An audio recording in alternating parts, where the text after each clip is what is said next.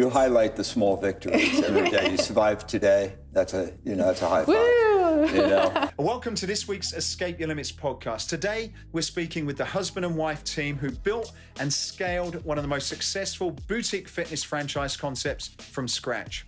In 2014, they revolutionized the way that people viewed the indoor rowing experience. And the franchise has since expanded to over 250 locations throughout the US and Canada. Through blood, sweat, and tears, they've discovered a way to do the work they love whilst also empowering people through community.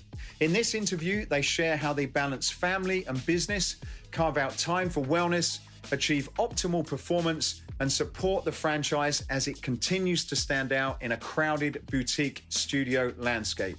So please welcome Debra Strougo and Eric von Frohlich, founders of the Row House, to the Escape Your Limits podcast. Well, we have a family that we're incredibly proud of and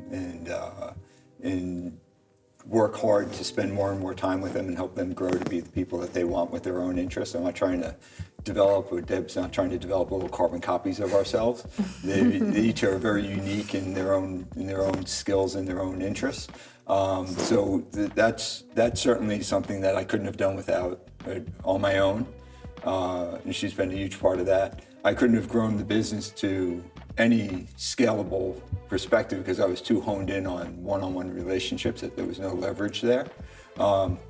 So that was too. So it just kind of, for me, life and health and wellness and everything kind of is about escaping your limits and being able to do more than you could previously because you put a plan in action that made you stronger and more capable, and you created the leverage points that made you more than you are by yourself. So I think for me, just about every part of my life, I've exceeded what people thought I was going to be doing at various points.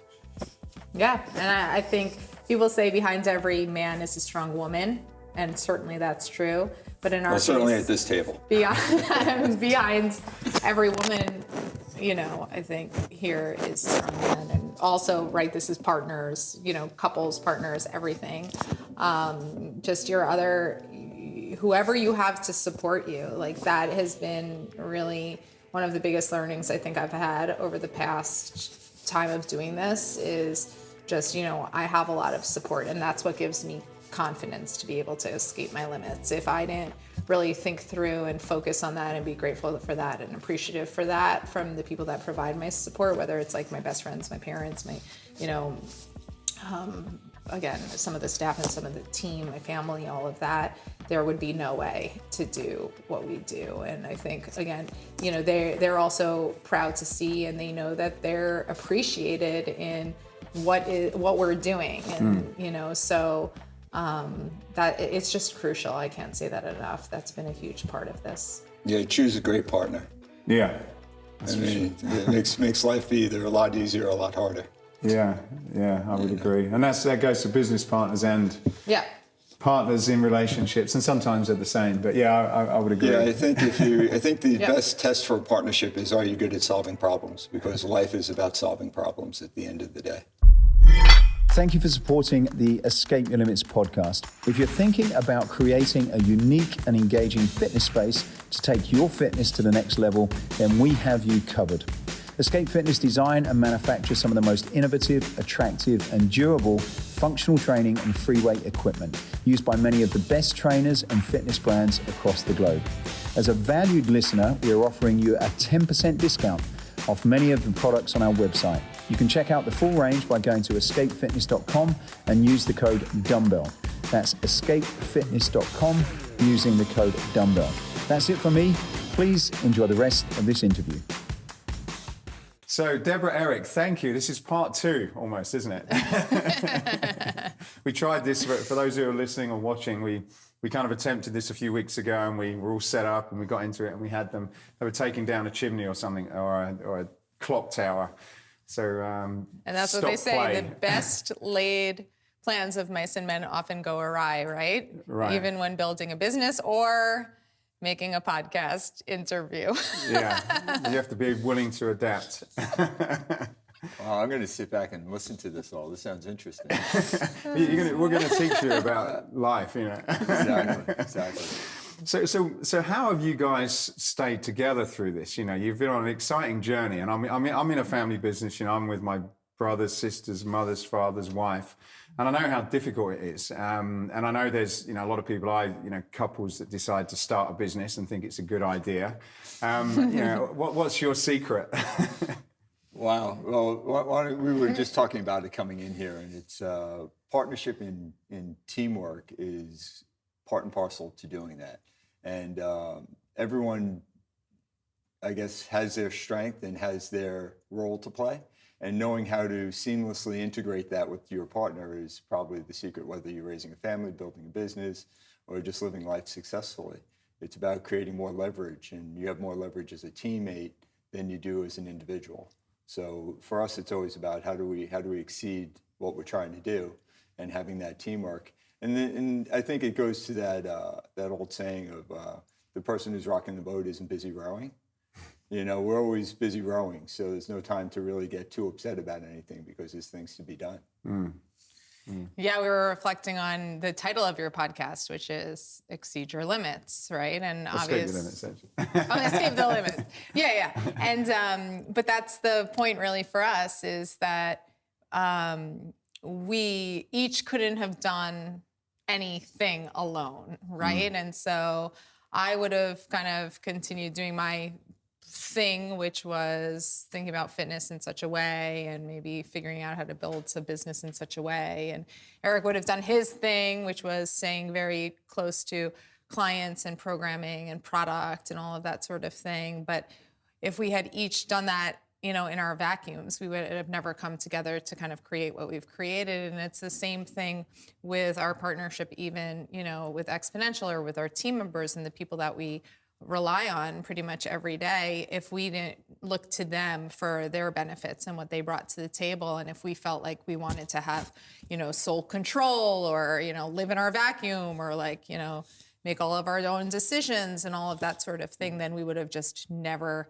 gotten past the places we are. And so I think that we think about that all of the time. Sometimes it may feel like, you know, one person or one partner or something, you know, is taking a little more work on, and how is it fair and how is it equitable? But really at the end of the day, like, it all comes out in the wash if you just kind of feel confident in what you bring to the equation and keep pushing through to get to wherever the goal is that you're trying to get.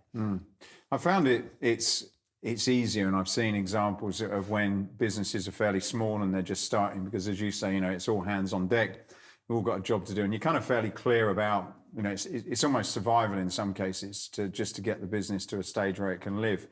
Where I've seen and, you know, sort of experienced a lot of the challenges is as you get bigger and a lot more options are open to you. And how have you been able to sort of keep that vision, and is it something that you've had to work on throughout your journey? And because I know in my experience with my wife, you know, you're busy all day, you know, long days, 12, 14, 16 hours. So when you come home, you know, for me, I'm just not really interested in talking about anything, because it sort of sets my mind working again.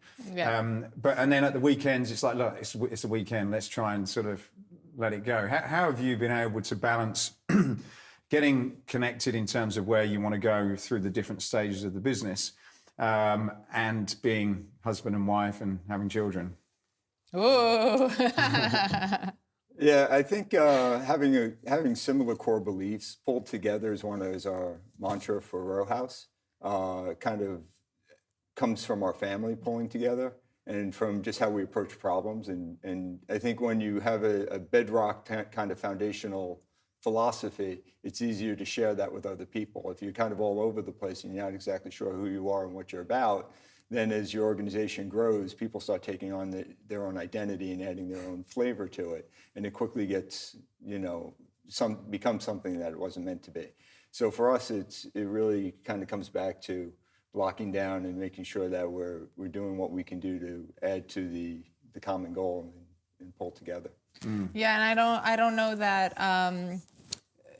On the one hand, the answer is communication, right? Like having great communication. But on the other hand, what you're saying about it being the end of the day and not wanting to talk about it is not what you would think of as communication. But it's not necessarily communication at that moment, I think, is also kind of what Eric's saying, right? Like, we've been working together for how many years at this, like we've really gotten to know each other and gone through those different phases of how to figure this out as a family.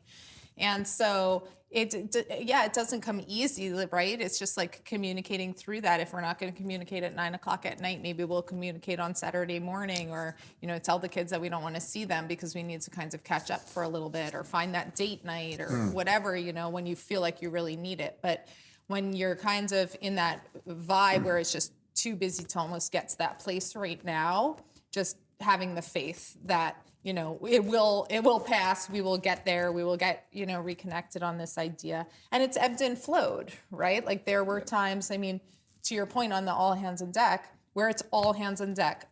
With the gyms reopening after what has happened from COVID and all of that, it does feel all hands on deck in a lot of different ways, because we had a lull. And now here we are trying to scurry to get things going again. And it feels similar to other points where we started from scratch out of the gate. And, you look back at pictures when you still were building out facilities and had like the piping of the walls and no plaster on the walls and all that type of stuff. And it's like, kind of, we're back at the place. And it's not because we don't like want to connect and be there for each other. It's just, this is the situation we were thrown into. And you have to have, again, the pull together mentality of, we will work it out, we will get there, and nobody's going to take anything personally. Like, this is the cards we're dealt, and we're going to keep going and move through. And I think we also really feel strongly about that piece of it. Have you found there's been any particular areas that have been difficult as it relates to balancing that relationship and being business partners at the same time? What would you say has been the most difficult part? Because you must have had, unless you're like this perfect couple, I'm guessing, and maybe you are. You look pretty happy together. But is there been any things that have been particularly difficult, and how did you sort of overcome those?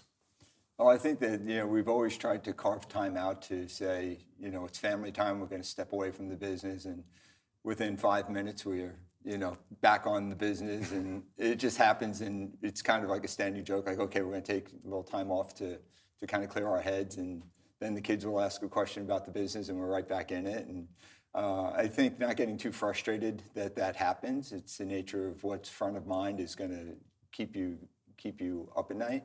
But we're pretty good about communicating and reading each other on when I should step in the room and kind of interject, and when I should step away and disappear. When I should make the kids disappear and take on the role of being, the babysitter or the dad or whatever role I need to play at that time.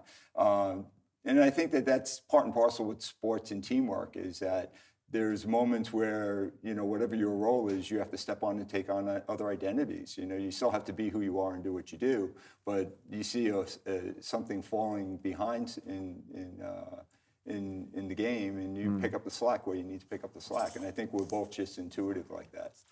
I don't think anybody thinks it's easy work. This is entrepreneurship too, right? Which is just, it's 24/7, 365. It's not. This isn't like 9 to 5, give me my nice paycheck. Like, this is not. Where's my benefits? When do I get vacation? Like, all that stuff goes out the window. Right. So there's the pluses and the minuses to that. But I lost my train of thought. So. Yeah. Well, I guess you're combining two very, very difficult things. One, majority of relationships fail. I don't know what it is, over 50%. And then in terms of businesses, I think it's something like 90% or in the first sort of 5 to 10 years. So they're both things where you're kind of going into it knowing that the success rate is pretty low. Yeah, but I think, I kind of build things at the 50,000 foot level. For me, if I start every problem and every solution with gratitude for the situation, like, there's 100,000 people that wish they were in our situation because they're trying to get there. And then when you're in it, so you have to have a certain degree of gratitude for even your problems, because your problems are what make you ultimately stronger and better and make you a survivor. So I base my most decisions and most way operating system is gratitude first and foremost, and then humility. So I'm quick to ask for help if it's outside my expertise, or I feel like maybe I need someone else's opinion. So I kind of feel like if I have gratitude and humility and I approach my problems from those two foundations, then it's a lot easier. I don't get as stuck, whether it's my own ego or someone else's ego. I think gratitude's an important thing. Like, it's something, I guess recently I've thought more about, but you're right, 20 years ago, or even for me, just having a business or being in business was just a dream come true kind of thing. And so now the problems that I have, although they're problems and they seem like it at the time when you're in the evening and worrying about it, it's like they're good problems to have, because you're in a position where you have to make certain decisions. And I suppose sometimes if you're able to sort of step back and have the gratitude that, look, we're even though it's difficult, which it is for most people during the time, it's still a good quality problem to have to be worried about. Right. And also the flip side of that, the bond is stronger, right? So if you have whatever that problem is, working it through with your wife, or, in my case, with Eric, that bond does help grow the relationship. It may be a business-related bond that we're dealing with at the moment versus, a family or relative-related kind of bonding on how to solve through the problem. But I think, people who are in traditional jobs think of work-life balance as work and life. And yeah, it blends. Work-life blends. But I think in our case, it's more probably even just business and what we're passionate about doing, because we're very fortunate to work in businesses that we love, and wellness, right? So really more about how do you to make time for not life. I mean, we're living all of the time. We love the work we do, so we don't feel like we're going to work, but also just for our wellness, for. Yeah, and balance to me doesn't happen on every given day. There are days where I work out more, and there's days that I recover. There's days where I'm working in the business all the time, and there's no time for anything else. And then there's days where I'm just dad.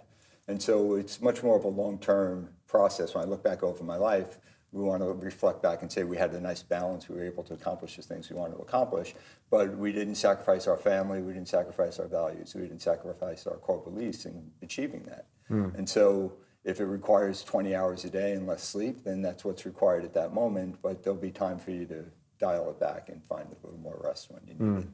I like the comment you made about that balance, because I listened to an interview with Richard Branson where he kind of said for him it's life. His work is his life, and I guess some people can sort of take that in a way where it's like, really, is that what you want your life to be about? But I suppose if you're in a business like you guys and myself, our children are kind of on the fringes and involved in a lot of what we do, and in a positive way, from exercise and nutrition and mindset. It's a very positive thing for them to sort of have an influence with. And then you've got the business, which fitness is a fantastic sort of business. It helps people, and in most cases you end up getting involved in that, whether you're sort of working out with people, and then there's the business part of setting goals and achieving it and moving it forward. And I suppose it becomes almost, if you can get it right, I suppose it can become a bit of a lifestyle, can't it? You've got a community, and I suppose in the stage where your business is now as part of the Exponential group, my guess is that there's a lot of relationships and support that you've got outside of just the business side. Would I be right in that? Yeah, I mean, I'm doing some brands trainings for Row House now, and I will meet some of the new franchise owners today, and I can promise you I will not be clocking the minutes. I will not be looking at the clock to say how quickly can I get off my shift to go home. That will not be it. I will be diving in, wanting to learn more about them, wanting them to learn more about the brand, and doing everything I can do to make that happen, right? So yeah, it just becomes kind of more of who you are and what turns you on and all of those types of things, as opposed to those jobs where, you sat there and it's 11. When's it going to be 12? I really want to go on my lunch break, and all of those sorts of things. So I think, again, yes, like we've all been we've both been, and you, like, so wonderfully lucky to get to a place, again, through a lot of hard work. And it's good for people who are embarking upon this to understand that it's not all fun and games. I'm not getting my nails done during the day, you know what I mean? But we've been really fortunate to be able to do the work we love. But yes, that takes work, it takes time, and it's fulfilling for some people. It's great. And other people who don't want that aren't meant to be entrepreneurs, because you will not necessarily be able to turn it off at the end of the day. And it doesn't make you a worse person for it. I mean, to your point, like our kids, we have a 9-year-old brand builder right now. He is working through launching a brand. I never thought that one of the next brands that we would be working on, because we both are suddenly working on this in the last 36 hours, would be a 9-year-old's brand. But, you know, that's one of the beautiful things that's coming out of him being involved in the household. And our daughter wants nothing to do with it, and that's okay too. So luckily we have a third kid that'll hopefully, you know, skew it back in our favor. But, you know, that's okay. And that's a part of their upbringing. So. Yeah. So give us a bit of background on your journey.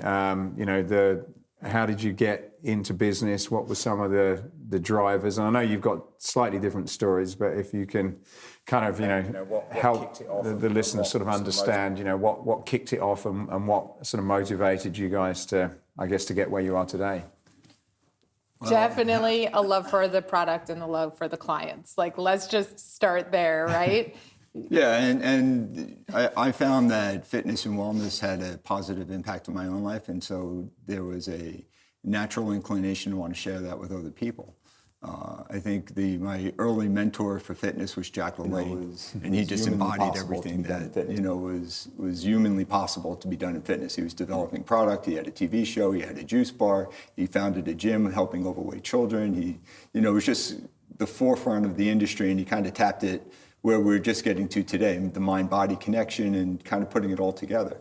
So for me, it was just a matter of an extension of what I was given and what I developed in myself, and then finding a venue to share that with a larger community and create more leverage and partnership. So Deb and I met in my class, at a class I was teaching that was speed, agility, quickness training, kind of like sports conditioning. And this was probably 2003. Ish. Somewhere around there. And the unique product was that there was mostly guys. It was 20 and 30-year-old guys taking group fitness classes. And so that was like an anomaly at the time. And then because there were so many young guys in there and guys that were in great shape, women started taking it. And it kind of became like a movement in the city when we were doing it. And Deb had heard about it. She had run into a friend of hers who said, you should go check out this class, check out this guy and what he's doing. And she did like a little, Deb's like great at doing research, so she dove into who I was and what I was about, kind of a little in the early days of the internet, and decided, right. I think it's all good. Well, apparently it was. So she came to my class, and I noticed this very kind of smiley, energetic new person in my class, and it was like, oh, who's that? And naturally kind of made a point of getting to know her after class, and wanting to pick it up from there. Yeah, and a lot of our peers at the time, this was at Equinox in New York City, and a lot of our peers at the time were ones that started big brands. And, there was a special mentality back in group fitness in the big box gyms in that time period, I think, which was we really knew how to deliver community. I was an instructor too at Equinox, and that's really what we taught from some of the best minds in fitness who were in charge of group training and, Equinox Crunch, all of these people back in the day. And they taught us just, that balance between entertainment and programming, good programming, solid movement mechanics, how to really, address the people that came through, how to develop the thick skin you need to make sure that, if they walk out, you don't like lose your face and, keep going. And if you have a sound glitch and a music glitch and all those things, how to keep going. And that was great. I mean, I remember going to LA to do some fitness videos and saying, wait a second, why are there all these actors here? And to a certain degree, this became our stage and we became actors, even if we were fitness professionals. And so I think that was a very crucial time in the fitness industry where we just learned to have what it takes, to be a mixture between, again, like the entertainment, the product, but also like the hospitality customer service side of, a high-end gym. Just on that point, just to jump in, where did you, because those are very different skills, and if you go into certain markets that are developing, particularly in the boutique space, it's difficult to get people that have got those qualities. At the time, was that things that you just had to go and learn yourself, or were there, in places like Equinox, were you actually trained to kind of become more rounded as a trainer to be able to do all those different things? I am curious to hear what Eric thinks as well. I think there were some amazing people that were there as mentors for us, whether they were instructors that had kind of figured it out along the way and were in that spot, or whether they were the people that were teaching us to be those people. But in addition, it was experience, right? You needed time, years of time to work through that, and feedback, constant feedback. So, even to your point with some of these businesses that are building out right now in tangential things like CPG or, wearables and all of that type of stuff, it's interesting because we dealt so closely with so many clients and their motivating factors, their motivations, the things that kept them accountable, how we stepped in real life to do that and all of that type of stuff. And so what we're seeing is that a lot of the people that had that real, true experience are able to really express that as, who these target clients are that are trying to get fit on an everyday basis, regardless of kind of, again, some of these other industries that are trying to touch these customers now, because obviously there's so many people trying to touch the fitness user right now. Yeah. Yeah, I kind of came into it as a disruptor. I was in the personal training space and the sports performance space. And when I taught my first group class, now I was teaching cycling at the time, but then the general manager asked me to pick up a boot camp class. And it was kind of outside my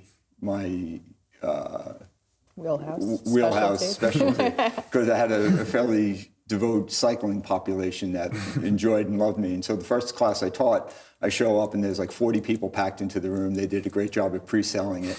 And I start my routine and I get going, and every now and then I turn around and there's 3 less people in the room. And that went on until I finally finished the class and there were 3 people left. And so I had to sit down and kind of talk myself off the ledge and say, like, can I really do this? And people are like, well, you don't do right and left, step motions that, it's a classical group stuff. And I was taking it more as an athlete and less as a group dance instructor. So I wasn't doing the same counts on each side and doing the same reps on each movement, and that was freaking people out. But it was just the wrong expectation. And what I realized is that I want to build a class for people like myself and kind of scratch my own itch. Mm-hmm. And so I ended up walking the floor and talking to people that seemingly had similar interests or were training in a similar type of way as I would train, and started building my client base by talking to them directly and inviting them in. And then as it grew, just being able to cater and pivot to scale a program to bring on new people, so you didn't lose that 70-year-old who wanted to experience your class, or that girl that maybe didn't have any background in sports. And so it was just a matter of kind of pivoting to the client's needs, but still staying true to who I was and what I was about. Right. So it was, but it was a little rough on my ego to start off. Yeah, so it was, yeah. You have to talk to yourself after that. Did Jack LaLanne do grapevines, right? Like, It was, but that was what group fitness was at that time. Grapevine, right? It was grapevine and stat, and that just wasn't going to work for me. So I think you had to be true to yourself. Yeah. So when you came up with the idea for Row House, how specific did you go into? Was it more based on the program that you thought, look, rowing is a great way to stay in shape, and this, this is very effective, and you focused on the product itself? Or did you look at like the demographics, and did you think about how you would scale and where you would take the business? How, from those early sort of days, and this is relevant, I guess, for people that are probably thinking about putting together a new concept, and particularly now, what were those sort of fundamentals that you said, look, it's got to be this, and this that went into that original idea? Yes to all of that. I mean, that's what it is. You look at your demographic and say, I don't want to be too niche. I want to throw a wide net. So rowing hit that for us because it was low impact. So we knew the people would be successful at it or be easy on their body. It was something that people did who were rowers, rowed for their entire lives. So it was something that had a lot of longevity. Debra had an uncle who was in his 90s, and he was still rowing on his erg every day for a half hour. We saw the longevity there. We saw the need in the marketplace. I enjoyed cycling as a modality, but it left things on the table from a complete fitness program that I felt like rowing filled in. It was more comprehensive as far as working your full body. And so we just started checking every one of those questions and saying, so we got the demographic, we got the equipment, we have to get the programming right. We both had specialties in different programming. Deb was doing step and rebounding and had more of the traditional group exercise background and the entertainment. The grapevine stuff. Grapevine stuff. The musicality. Yes, and the consistency. And I was coming at it from my strengths and bringing my programming to it. I wanted an authenticity to the sport. I wanted people to be able to relate to that element of it. And we just started looking through and just checking all the boxes that we could possibly think of, but with knowing that there's probably blind spots there also that we're not accounting for. And so we started sharing it with other people and taking feedback on what was working. And and we wanted to hit the weight loss population. That was really important to us. Yeah. A lot of people who have substantial weight to lose have a really hard time adopting a fitness program, and the rowing machine is a really good solve to that. So, we kind of knew if we were going to develop a fitness program, who is the market? How do we reach that market? And of course, the rowing machine is great to do it on. So that became our modality. And then how do you develop a great brand within it? Okay, yeah, all these people love it. You grab some authenticity from the sport, which just kind of builds some of the tenets of the brands. And then beyond that, we can be super inclusive, because we can have somebody that's deconditioned, we could have somebody that's athletic, we could have somebody that's older, we could have somebody younger. So we could build a we brand, not an I brand, which is very, very much the pull together, very much who we are. And, that's kind of how the thing started to take shape. Yeah, I really. think one of the earliest thoughts we had is that everyone would say, I want SoulCycle's client, or I want Barry Bootcamp's client. And everyone was saying, I'm going to take this little piece of the pie and I'm going to try to get a piece of that pie. And we both always looked at the community and said, there's 70% of the population who doesn't work out. So why isn't anyone solving the problem for the 70%? What is the problem that the 70% is experiencing? And to me, it was programming's too intense, it's too intimidating, there's not camaraderie, there's not a lot of other elements that would help someone who is new to fitness kind of embark on a journey that would have longevity and a lot of success attached to it. So I think looking at that invisible client and saying, let's build a product for them instead of building a product for the already committed fitness user and going after that targeted population. Right. Yeah. Which took, if I say it frankly, it took a lot of courage to do that because no one else had solved that problem. Yeah. How long did it take you from coming up with the original idea? Because I guess when you come up with a product and there's getting feedback and refining it and then having the confidence to actually put something out that might not be fully worked out, but at some point you've got to let it go and go out there. What was that process like, and how long did it take to get to something that you were happy to go to market with? When we first opened our doors, the first studio, and we did a pre-opening, and we had 4 classes on a Saturday and 4 classes on a Sunday, I don't think we weren't happy. We actually booked them all out. We just weren't where we are today. We had 8 or 9 machines. Everyone thought they were alien objects. A few people who were CrossFitters knew how to get on them. People thought we were crazy because we had a CrossFit gym downstairs, and they were like, well, why do you have CrossFit coaches and row house coaches? Why do you have a CrossFit website or an EVF website and a row house website? Like, why do you have different team members and different looks and feels? And, and we were like, because this is meant to be a very different thing. And so we had already thought through, to your point, a lot of what we needed to think through, but it just continued to evolve. We got to a place where we could go from 8 to 12 to whatever amount of rowers in a room because we got better at communicating, So it really was looking at the business and the business growth and where the business needed to get, honestly, almost from a data standpoint, and figure out, what are the business pain points that we have to solve? Like, how can we get more people into the room quicker, still in 50 minutes? Like, what would we have to do? Okay, we're going to put a video up, or, something like that. Like, where are our hurdles or to go back to that point, because we kind of glanced over it, it was a major sticking point on why aren't we leveraging our check-in center to do both the CrossFit and the other brand, Row House? And why aren't we using the same cleaning staff? And why aren't we using this, right? And because the natural thought would be, let me get that leverage. Yeah. Right? And Deb was very distinct about we have to be true to who the brand is, and they're very different brands and they're very different clients, and we can't muddle that up because then you're never going to build a brand identity. And so there was, I think, a lot of pushback on why there's a front desk. We shared the front desk, but there was a check-in for Row House and there was a different check-in and a very different personality checking you in for CrossFit. And so she was really...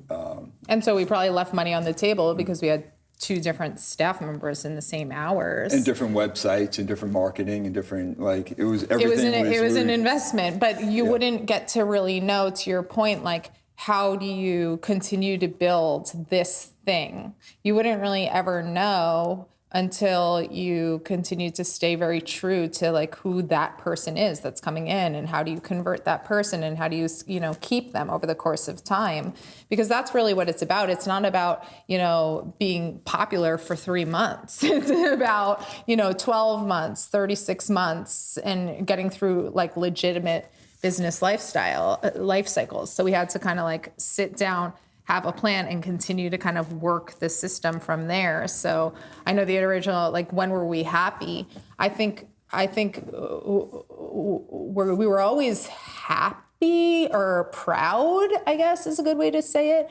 But even today, there's so much work to be done. So, when does anybody feel like, okay, it's perfect? I don't know if as an entrepreneur you ever think, okay, it's perfect. You highlight the small victories every day. You survived today. That's a high five. Woo! And so you do. You have to take those moments to celebrate. Your team needs that feedback and needs that positive energy that you've achieved something great. And so when a new business would come into New York City, and it usually came in with a lot of splash and a lot of money behind it, we're like, oh my God, like they're going to eat our lunch. And then Deb would say, well, let's see them get through one business cycle. And sure enough, within 1 or 2 business cycles, they were gone. And you were like, well, what happened to them? That was going to be the thing. And now they, packed up their equipment and moved somewhere else or did something else. So this is an interesting point that I guess a lot of people struggle with.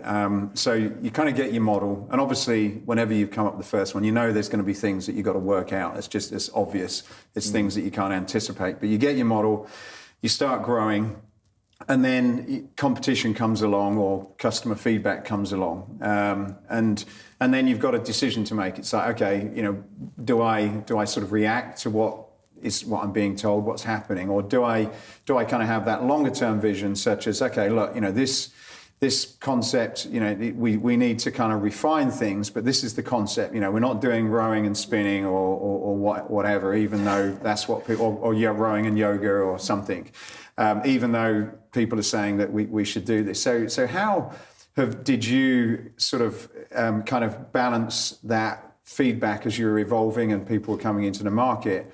But sort of keeping that focus and understanding where you're going and avoiding getting dragged off and into different directions, because I certainly see people that are very successful, they've got this clarity of vision, and it's very difficult to kind of move them too much, and they're not distracted, and they tend to get somewhere a lot quicker, whether it's right or wrong. They just seem to go there, where other people, they tend to go all around, and it's like this thing. They're always sort of, I think I listened to someone and he called them shiny pennies. You're going after, it's a penny, but it's shiny and you're here, there, and everywhere. So how did you guys sort of navigate through that? Yeah, exactly. That shiny object. I think number one, identifying if I was going to build out my team, what could I hand off that would make me quicker, but wouldn't make me also slower or out of touch with getting to where the company wants to be. So like a specific tactic with regards to that, I remember saying, okay, these are the things that are taking time today that, you know, I would love to hand off either because I don't like it, I'm not quick enough at it, or again, it's distracting me from the vision. So, I mean, what would that be on a grand scale? I mean, let's say payroll, you know, that's something, or ordering supplies. I mean, you know, at all different levels, like these things come up. These came up like obviously early in the day. So in our time.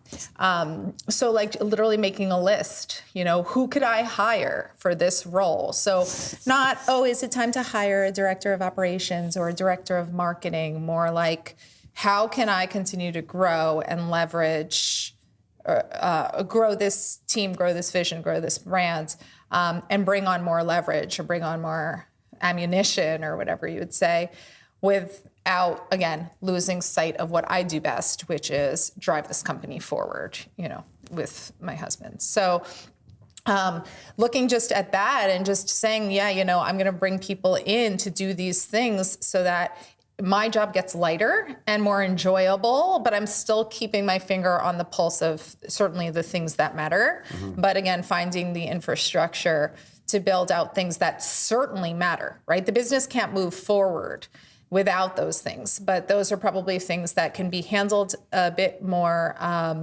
efficiently by other people along the way. Mm. Yeah, I think you have to be really committed to your vision. I think everyone wanted us to add kettlebells, and that wasn't going to work and be inclusive from that scale.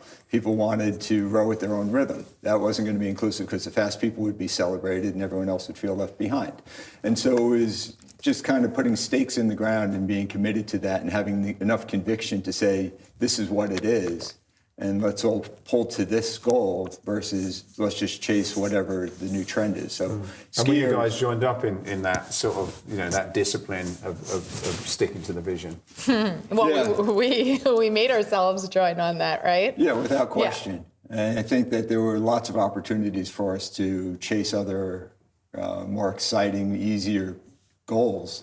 But it wasn't ultimately what we signed up for. We wanted to create this very inclusive, scalable brand that was going to be global. And anything that took us off that path was just not worth our time or a distraction. So getting your staff to buy into that vision. In rowing, you have a coxswain who looks at the course and kind of guides the boat. And you have your rowers who are looking at the coxswain for direction. So if they don't trust the coxswain, if they don't trust the managers or the organization, then they're not going to work as hard for that goal. But they don't know where they're going. The coxswain knows where they're going. So I think it holds true that if you're setting a course, you have to be disciplined to stay on that course and not get distracted because you just end up in finishing last. Mm-hmm. You guys sold to Exponential, sort of not too long ago. Was that part of the original vision that you would build the brand and sell? And also, you know, as opposed to just selling the business, you decided to sort of go down the franchise route as opposed to sort of owning your own facilities. Were both of those two things part of that, or did that sort of happen when you got your business to a certain size? I think that that was always the plan, was to scale and sell, but stay invested in the growth because we kind of felt like we were early in this development and it needed time for the marketplace to really come around to it. So that was definitely it. But the day that we were deciding what direction to go, and Deb was sitting with 3 spreadsheets, one for a digital expansion, one for a corporate-owned expansion, and one for a franchise expansion, and saying, how do we get to where we want to be, not only as a company, but how do we get there as a family? How do we get there as a couple? You know, which one's going to take more effort? Which one's going to take more from us and make sacrifices that we weren't intentionally wanting to make? So she sat there and very diligently worked through what the best option was, and we weighed out each one, trying to figure out which one had the most probability of success, which had the most scalability, and what was going to get us ultimately to where we wanted to be. Yeah, and somebody had said to us, you know, you have to figure out what options are real, like, you know, and I think that happens a lot also in the fitness space where, again, the shiny penny you mentioned, the shiny objects, somebody's saying like, you could do this, you could do that, you could do this. And it's like, okay, but what is actually real? Meaning like, is there actually a plan? Is there actually an offer on the table? Are there actually people that are going to mobilize behind this? We were bootstrapped, or self-funded really at that point. Is there actually going to be capital? At what point, right? You can give me a great deal. We've been approached globally. We were approached globally for Row House with this expansion, that expansion, like all of these amazing deals. But like, who's going to actually assemble the team and capital that is needed to actually take this to the next level? And so, that's something I think that as any entrepreneur, again, is working through where they're going to go or what they're going to do, they really need to figure that out. And the reason we had 3 at once is because we had turned one down, they came back, like that timing and getting that all is really important and was everything. And the reason that we were able to move forward with Expo is because we felt very comfortable that would bring us forward as a brand and as a business. And the timing was good for us at that point. But we had been dating for a long time. I mean, you have to date as you plan to move forward. And again, it's a partnership like anything else, and we work together well as partners, and we take partnership very seriously. And so the ultimate goal being to grow out this brand and grow out this business, and doing that furthermore with franchise partners is a really, really great way to, for everybody to kind of like help continue to innovate and make this brand better and get to those clients and everything. But again, still being very focused on like, what is the core? The core is that we want to be an inclusive brand to a broad, fitness, a modality that works broad. And so that's kind of what everyone comes back to at the end of the day. And, was why we made this choice to continue to move forward. Yeah, Deb tapped on one thing that I think is really important when you're starting your business, is that you never have enough money or enough time to solve the problems that come up day in and day out.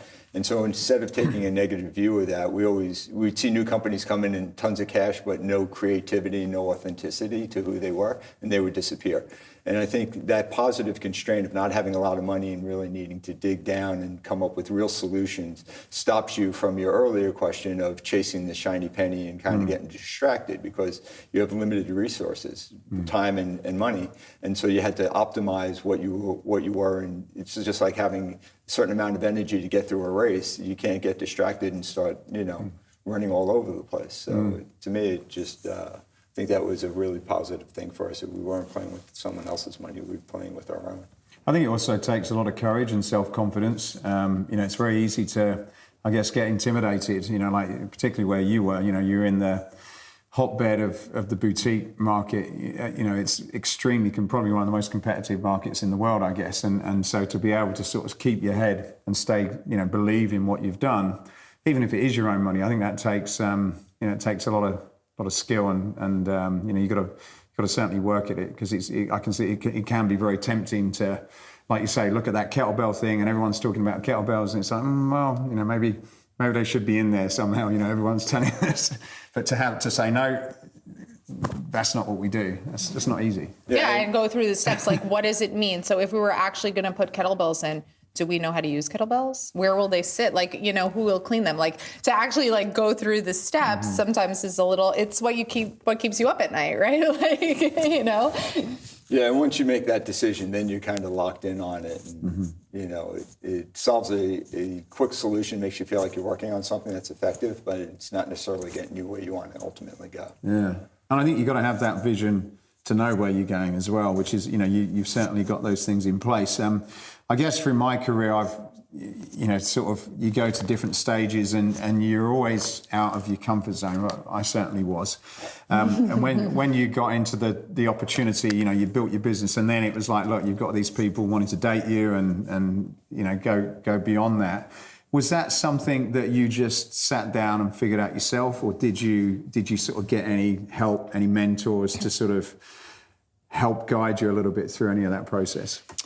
I had done the Goldman Sachs 10K SB Accelerator. I was just reflecting back on this, which is like one of these accelerator programs for small businesses that have very promising early stage growth and looking to grow quicker. And this is pre-Exponential. Put that in context, though. She was 6 months pregnant when she won that scholarship. And so she did this, until practically her due date. I think graduation was 2 days before. The day after. The day after, and but it was my third kid, and so the village was supposed to raise him. Right. So, but what's the point? Oh, so they had made a suggestion, which is a great one also for people, is literally take a piece of paper or a spreadsheet and put down every single person that can help you, and for what, and just relying on people's advice as you go through these steps. And people are happy to help, I mean, whether it's how to negotiate a good lease, how to handle an employment-related question, concern, just any of these things, like what you're talking about now with regards to like if you're looking at a partnership or if you need to bring on capital, how to do it, what are the different options, a convertible note, an investment, stock options, there's just a loan, some of these government grants that are out there, right? There's like so many different ways to do these types of things. And so that idea was core to us, was, and I had two different pockets of amazing corporate minds at my disposal from, past work that I had done in New York City tourism and in the publishing industry. And Eric had great minds from all of his training business when he was doing training and wellness consulting in New York City. And so between all of those people, they wanted to see us succeed. And so it was an relatively easy thing to get some time from them just to say, I want to bounce this off of you. And sometimes they didn't know the answer, but they would say, this is how I would think it through. Mm-hmm. And so just having people to tap into as we were going down these paths that would help us think through what the right questions were to ask was key. And then being the type of person that would really hear it as opposed to like get defensive. I have it figured out. I'm not going to worry about that elephant in the room, which is what Eric always likes to say, was also key, and just going day in and day out to keep going forward. But that's what's great about what you do, is that you're providing that information to a mindset that's been successful already or has some experience in doing what you were trying to accomplish.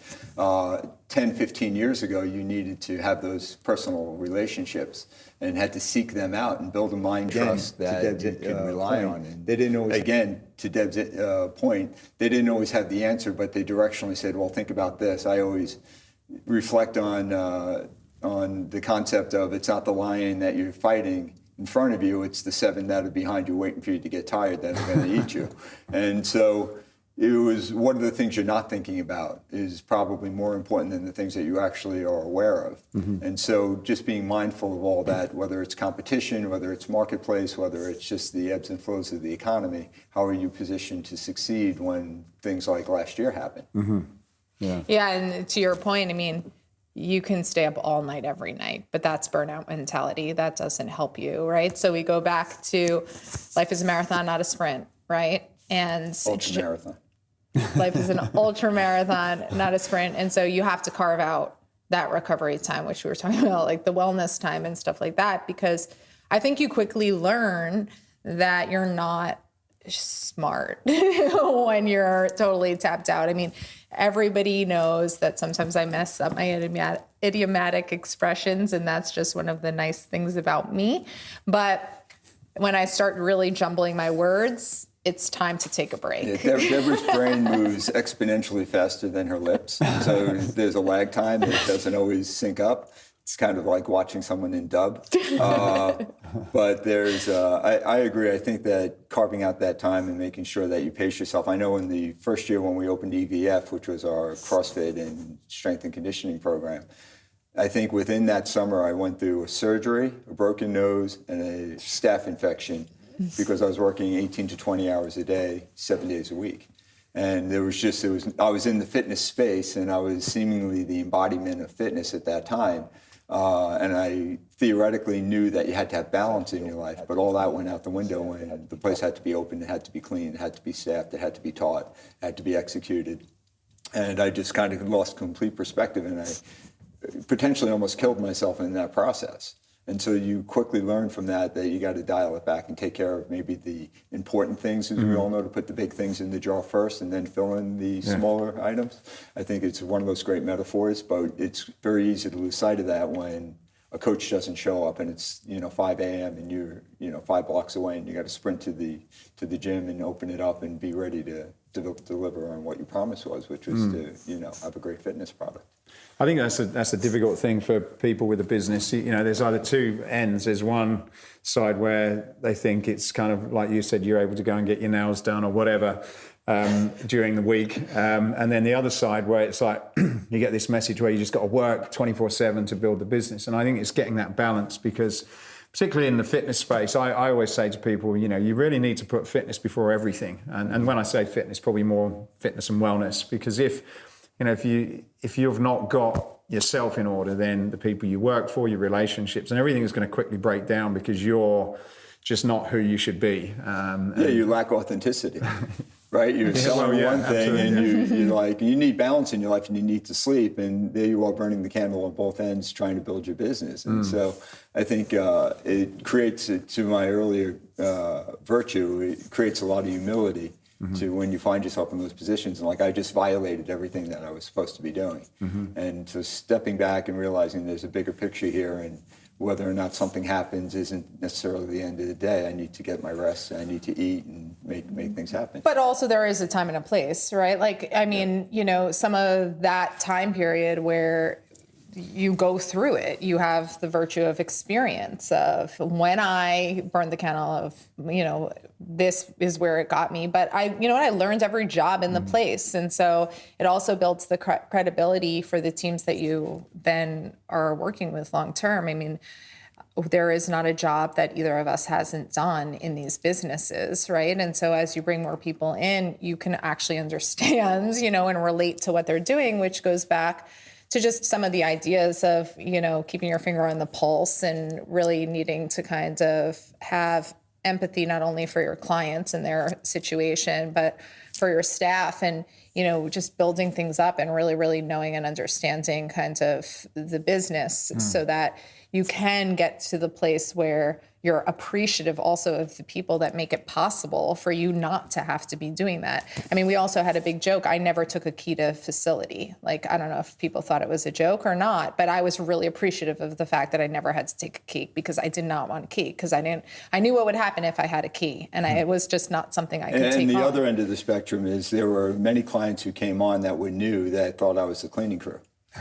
Seriously, legitimately thought I was the cleaning crew because I was always cleaning and always picking things up and always trying to be useful wherever I could be useful to set an example for the greater staff. And because the job needed to be done. Or because we couldn't afford a cleaning crew at that time. And hates dust. Right, and so there were large chunks of time, and they're like, "Oh no, that's Eric," and they were like, "Who's that?" That's the guy who cleans the facility. But I have an appreciation for my cleaning staff, like no one has ever had appreciation for cleaning staff, because effectively, if I can't do the job myself, then how could I expect someone else to do it well? Yeah. So in a lot of ways, it kept me grounded. It didn't let me get too full of myself, even though my name was on the front of the building. It became the embodiment of what the place was. It didn't become an ego thing. It was just I'm the guy who gets things done because they need to be done. Yeah. So it's I agree. I think that the beauty of fitness for me was that you always have capacity to do more. Right, like a good fitness program, it says you go so far, but if you're done and you're destroyed at that point, maybe you've done too much. I always want to have a little left in the tank in case of an emergency. Yeah. And so to me, that's what fitness was.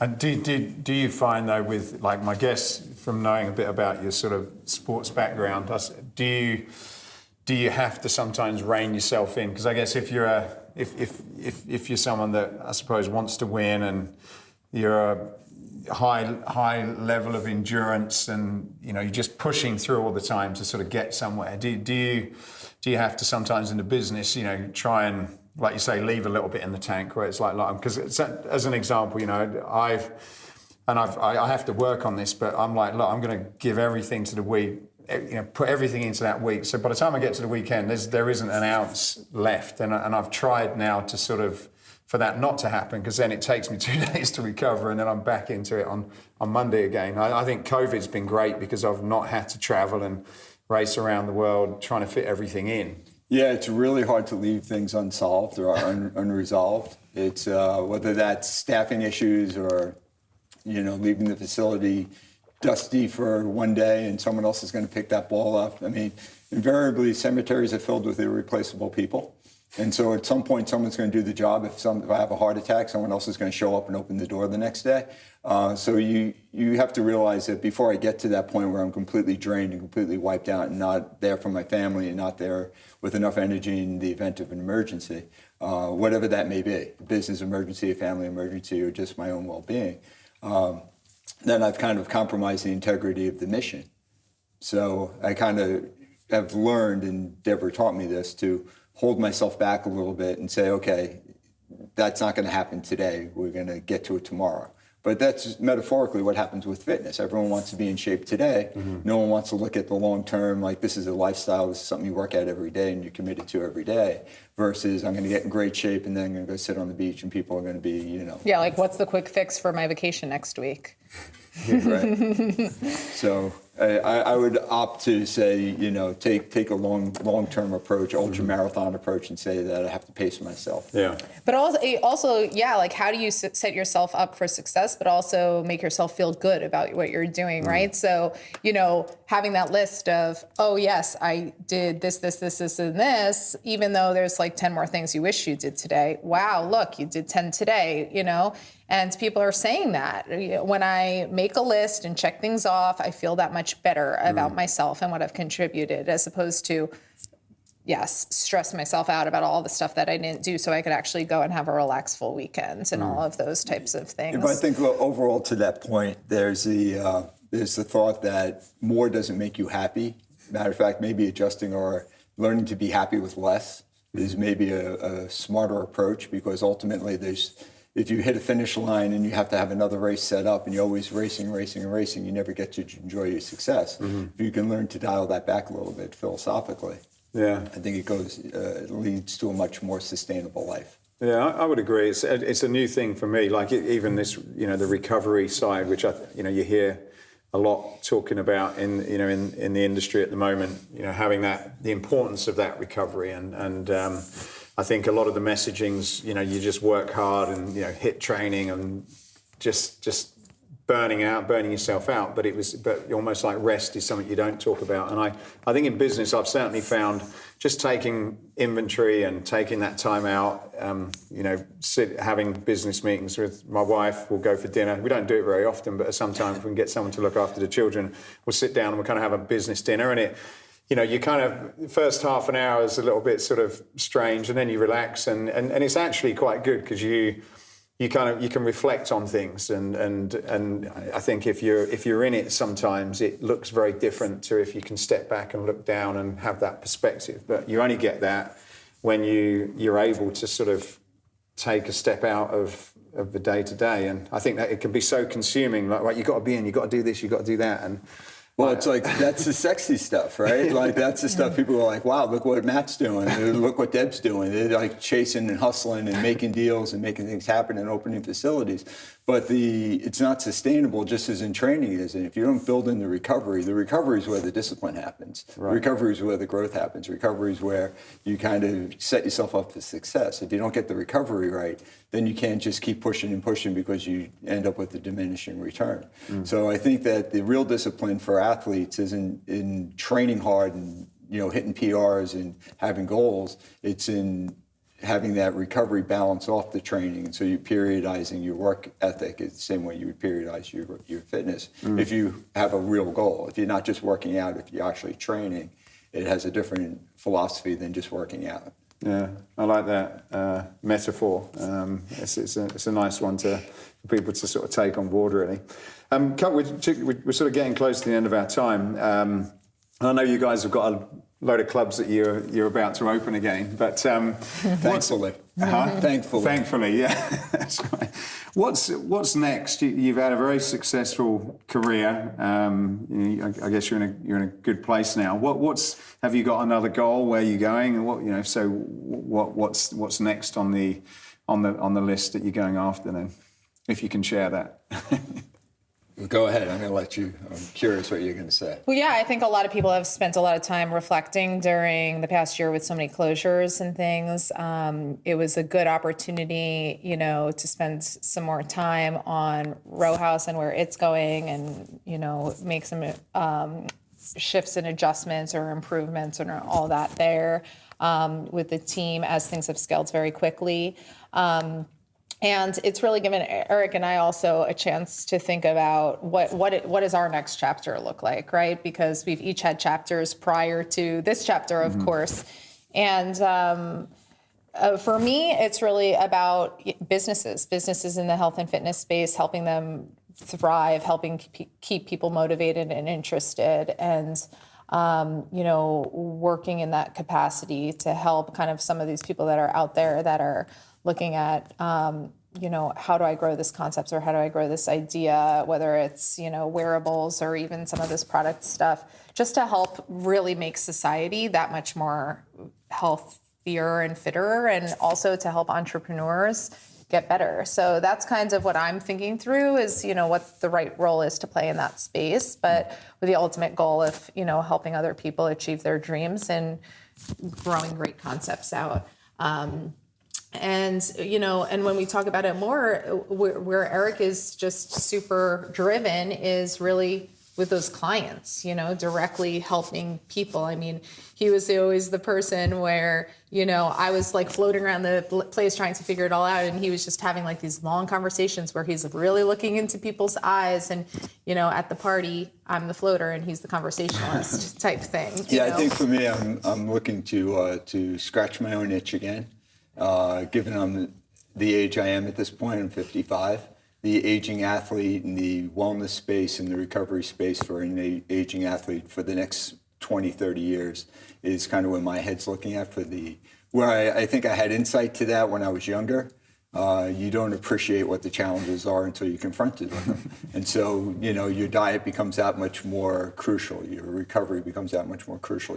How you train. Just not pounding yourself. Now my warm-ups and my cool-downs are equal amount of time to my workout. Maybe sometimes they're twice as what my workout is. So I warm up twice as long as I actually train.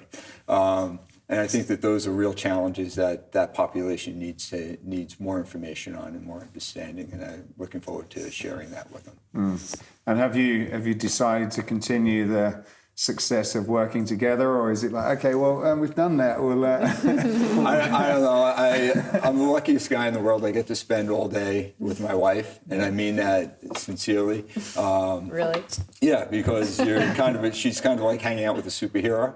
She takes on battles that no one thinks she can win, and she comes out standing, and people are like, how the hell she's still standing, It's pretty remarkable. So I feel very fortunate. Again, I'm going to ground myself in humility and in gratitude, and everything else kind of comes from there. I'm sure we'll continue to work on. I don't know that we could do otherwise. It's just become who we are.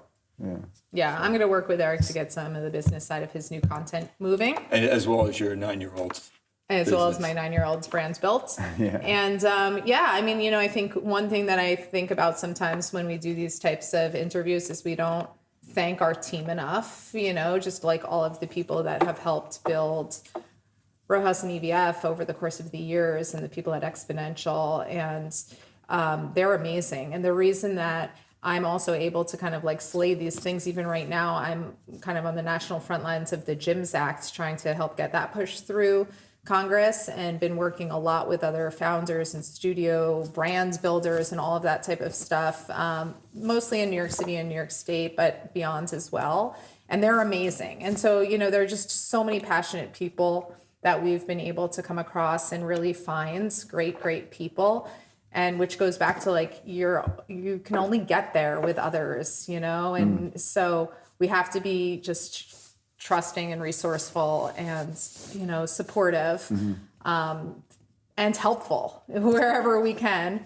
I'm sure I'm going to get a lot of LinkedIn messages from listeners who are like, what do you think about this? What do you think about this? But, as schedules allow, we're here to support others that are trying to build things in this space, because that's how you get it done. Yeah. So where can people get in touch with you? LinkedIn right now is the best place. Yeah, I think just to double off of what Deb was saying, we've had so many coaches come through the system that have worked with us, that have gone on and started their own brands and their own concepts.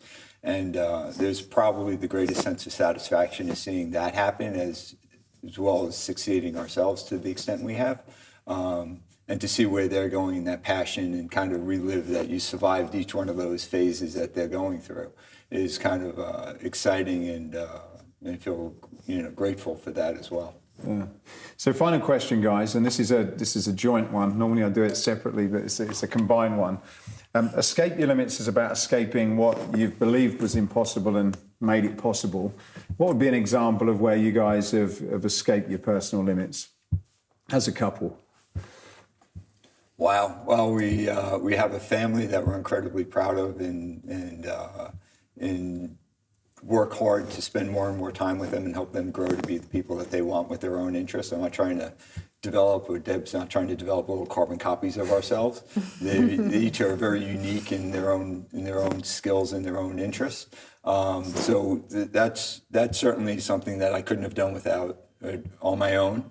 And she's been a huge part of that. I couldn't have grown the business to any scalable perspective because I was too honed in on one-on-one relationships that there was no leverage there. So that was too. So it just kind of, for me, life and health and wellness and everything kind of is about escaping your limits and being able to do more than you could previously, because you put a plan in action that made you stronger and more capable, and you created the leverage points that made you more than you are by yourself. So I think for me, just about every part of my life, I've exceeded what people thought I was going to be doing at various points. Yeah, and I think people say behind every man is a strong woman, and certainly that's true. But in our case, certainly at this table, behind every woman, I think here is strong men, and also, right, this is partners, couples, partners, everything.